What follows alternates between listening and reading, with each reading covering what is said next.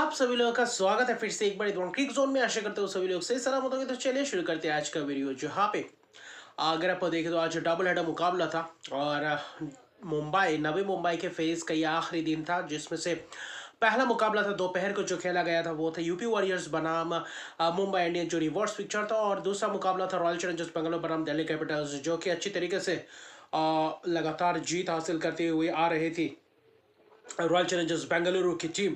लेकिन पहले मुकाबले की तरफ देखें तो यूपी वॉरियर्स पहले बल्लेबाजी के लिए आमंत्रित कर दिए गए थे मुंबई इंडियंस द्वारा, और वहां पे यूपी वॉरियर्स के बल्लेबाज जो कप्तान मैगलैनिंग थे, मैगलैनिंग का करारा शुरुआत, बेहतर शुरुआत, चाहे गेंदबाज निकोला केरी हो या फिर आपके हेले मैथ्यूज हो, तो वहां पे शुरुआत से ही कहीं ना कहीं वही दिखा। संस्कृत गुप्ता वहां पे चौके भी दिखे, चौके भी दिखे। मैगलैनिंग अलग ही अंदाज में उनको रोम ऑफ साइड की तरफ दे नहीं रहे थे, लेकिन लेग साइड में जबरदस्त प्रदर्शन करते हुए नजर आ रहे थे, जबरदस्त प्रहार करते हुए नजर आते, कड़क शॉट देखने को मिलता है। यानी कि मैगलैनिंग वो जो कप्तानी पा रही था, वो कप्तान बखूबी अंदाज में उस रोल को निभाया।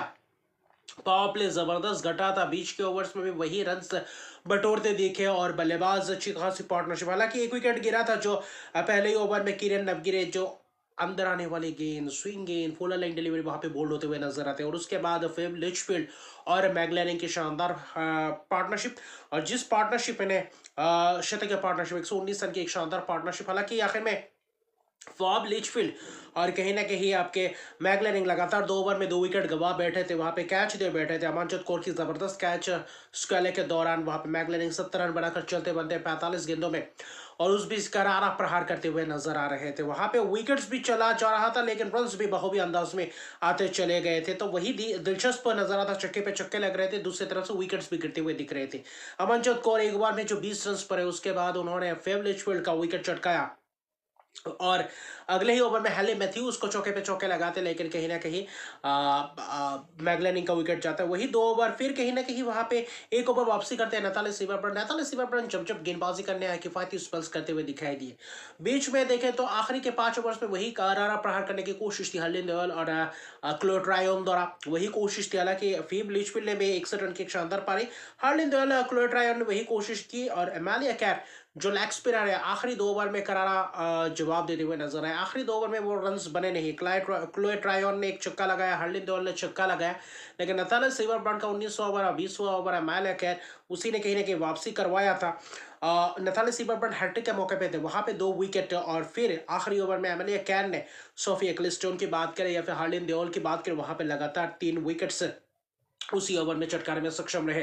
तो जबरदस्त फिनिश, आखिरी 2 ओवर में सिर्फ 10 ही रन आए, जिसके बदौलत 187 तक पहुंचे थे यूपी वॉरियर्स। आखिरी 2 ओवर बनना 200 प्लस रन बन सकता था, लेकिन वहां पे 3 विकेट मैंने 4 ओवर 28 रन, 3 विकेट वही आखिरी ओवर इनिंग्स का, वहां पे 3 विकेट चटका, 2 विकेट नताले सिमरन, और जब जब गेंदबाजी करने बेहतर गेंदबाजी करते हुए दिखे।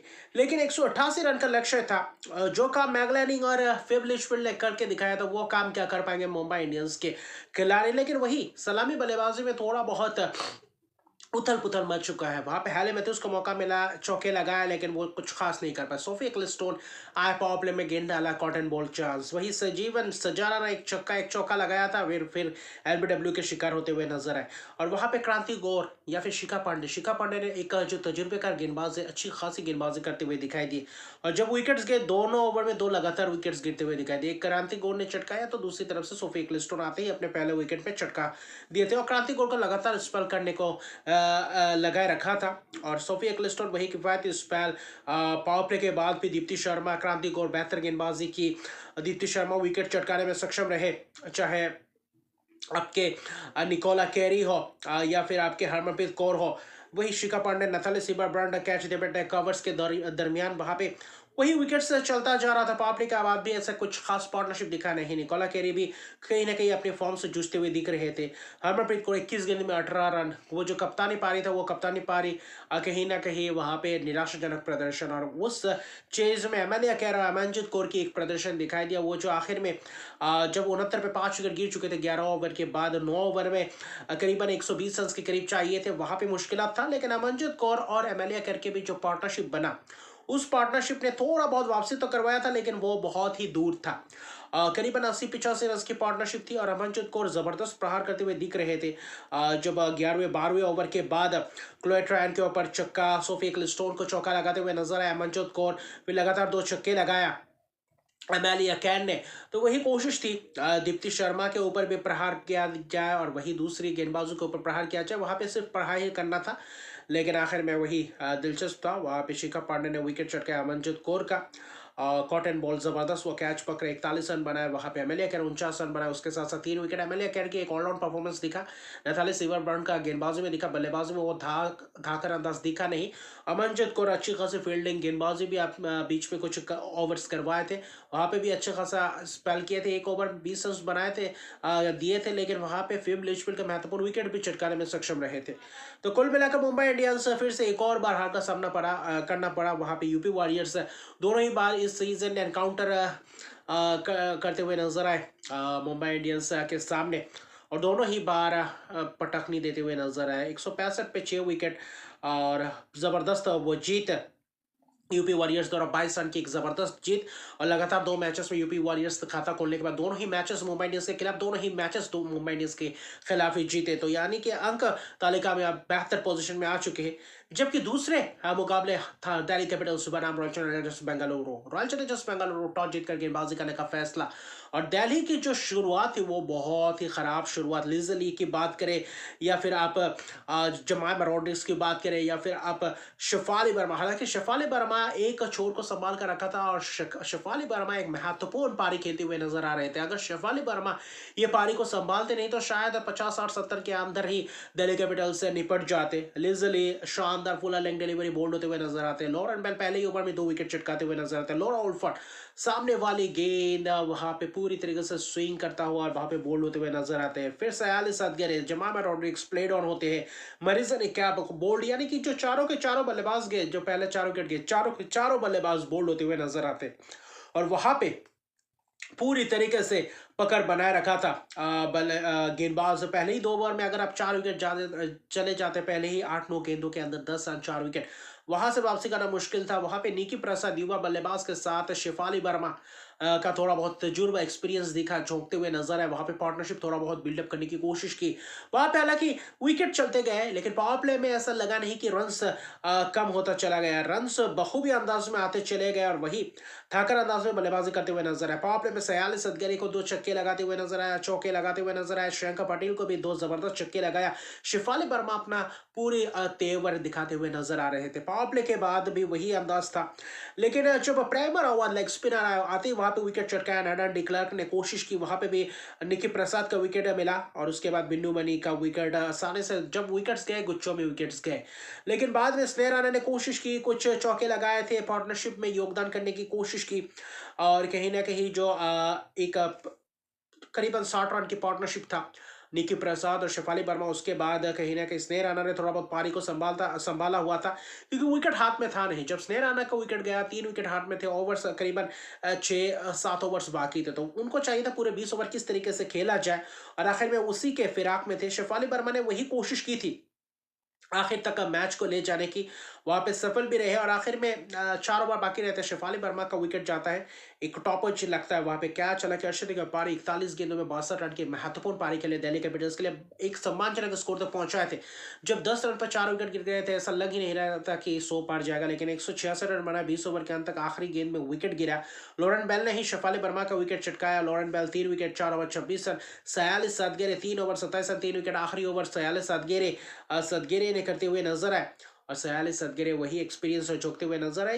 ये जो युवा गेंदबाज 18वें ओवर में जो छक्के चौके लगाए थे श्रेयंका पाटिल को, लूसी हैमिल्टन ने भी कोशिश की थी आखिर में कुछ प्रहार करने की। वहां पे जो 19 गेंदों में 36 रन वो जो केमियो पारी था, उसके तहत 166 तक पहुंचे, वरना और भी रन कम होते, लेकिन कहीं ना कहीं एक फाइटिंग टोटल तक पहुंचाया हुआ था। वहां पे 2 विकेट प्रेमा रावत, 3 ओवर 16 रन की फायती स्पेल, सयाली सदगीरे 3 विकेट, जबरदस्त था।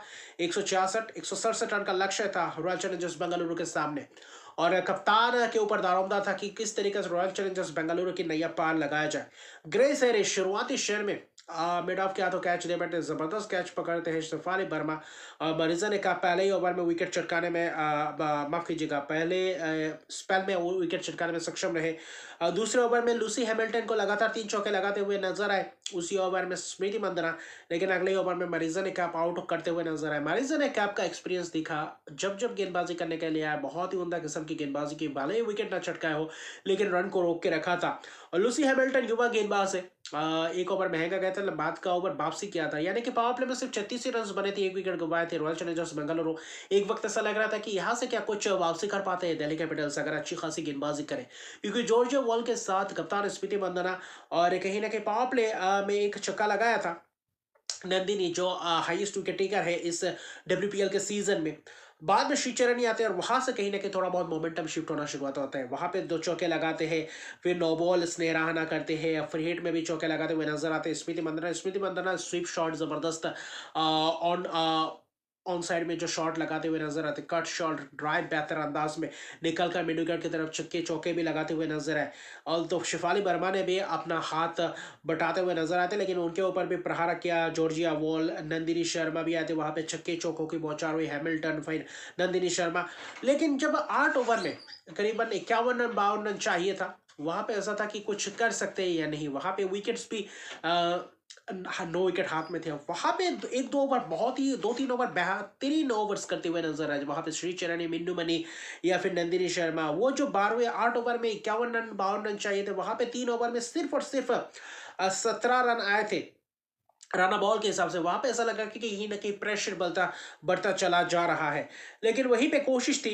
आखिरी 5 ओवर में 72 रन चाहिए थे और 16वां ओवर में आकर मिन्नू मनी के ओवर में जो छक्के लगाते हैं जॉर्जिया स्मृति मंदना, फिर जॉर्जिया वो चौका, फिर मर्जन कैप के ओवर में 2 जबरदस्त चौके लगाते हुए नजर आते हैं स्मृति मंदना। ऐसा लग रहा था कि शतक का पारी आज तब्दील कर जाएंगे, डब्ल्यूपीएल के इतिहास का पहला शतक आज दिख सकता है, क्योंकि ऐसे हमें देखने को मिला 99 तक पहुंचे हुए हैं पिछले सीजन 2023 में भी, 2024 में भी जॉर्जिया वॉल्स सोफी डिवाइन, इस सीजन सोफी डिवाइन 98 रन तक पहुंचे थे और कहीं ना कहीं सर्वश्रेष्ठ रन बना चुके थे स्मृति मंदना 96 रन। ऐसा लग रहा था ये मुकाबला जीत कर जाएंगे, 11 रन के करीब चाहिए था उनको, शतक के लिए 4 रन चाहिए था और डब्ल्यूपीएल का सबसे सर्वश्रेष्ठ रन स्मृति मंदना का उनके कैरियर का हुआ था, लेकिन आखिर में नंदिनी शर्मा आते हैं, कट खेलने की कोशिश और पॉइंट के हाथों कैच, और पॉइंट में जबरदस्त कैच पकड़ते हुए नजर आते हैं हैमिल्टन और 96 रन 61 गेंदों में शानदार कप्तानी पारी, और कप्तान ने आज बखूबी अंदाज में दिखाया क्यों उनके ऊपर विश्वास जताया जाता है और क्यों वो लीड कर रहे हैं, क्यों वो चैंपियन टीम है। और चारों मैचेस में, भले पिछले 3 मैचेस में एक आध मैचेस में कुछ अच्छा खासा रन किया, लेकिन आज जो डोमिनेटिंग प्रदर्शन किया, आज डिजर्विंग सेंचुरी था, लेकिन जॉर्जिया वॉल ने भी आखिर में अर्शरी का पारी पूरा किया, रन बॉल से खेल रहे थे, बीजीपी शॉट्स लगा रहे थे, क्योंकि स्मृति मंदना ज्यादा से ज्यादा स्ट्राइक लेकर चार्ज अप बल्लेबाजी कर रहे थे और आखिर में ऋषा घोषा एक चौका लगाया माफ कीजिएगा। उसके बाद देखिए तो पूरी तरीके से मैच हाथ में, और गेंदबाजी जो नंदिनी शर्मा थे, जो इस सीजन हाईएस्ट विकेट टेकर है, वो भी 1 विकेट चटकाने में सक्षम रहे। हालांकि मारिजा ने क्या दिल्ली कैपिटल्स की अगर गेंदबाजी की बात की, वहां पे 4 ओवर में 21 रन 1 विकेट, और जो 13वें 14वें और 15वें ओवर, वो जो 3 ओवर था बहुत ही जबरदस्त ओवर वापसी किया था, लेकिन आखिर में वो भी टर्न ओवर कर दिया स्मृति मंदना के बल्लेबाजी ने। आखिर में शतक के पारी से चूक गए, लेकिन अपनी टीम को जीत दिलवा चुके थे, 169 रन बनाया, आखिर में चौका लगाकर मैच जीता जॉर्जिया वॉल द्वारा। 19वें ओवर में जाकर मैच खत्म होता है, 10 गेंदें बाकी रहते हैं, 8 विकेट की एक जबरदस्त जीत, और स्मृति मंदना और जॉर्जिया वॉल के बीच 142 रन की मैच विनिंग पार्टनरशिप, और जिस पार्टनरशिप ने दिल्ली कैपिटल्स को पूरी तरीके से तहस नहस कर दिया। उससे पहले जो गेंदबाज पहले 2 ओवर लॉरेन बेल और सयाली सदगरे ने किया था, शेफाली वर्मा की महत्वपूर्ण पारी, और आखिर में केमियो पारी जो स्नेराना और हैमिल्टन ने किया था। तो अच्छा खासा मुकाबला, तगड़ा मुकाबला, दोनों ही मैचेस डबल हेडर मैचेस जबरदस्त। आज 8 विकेट रॉयल चैलेंजर्स बेंगलुरु ने 8 विकेट से जीता, जबकि यूपी वॉरियर्स दोपहर को 22 रन से जीते थे। तो कहीं ना कहीं पॉइंट्स टेबल में अभी बरकरार है, टॉप ऑफ द टेबल, 4 में से 4 जीत 8 अंकों के साथ।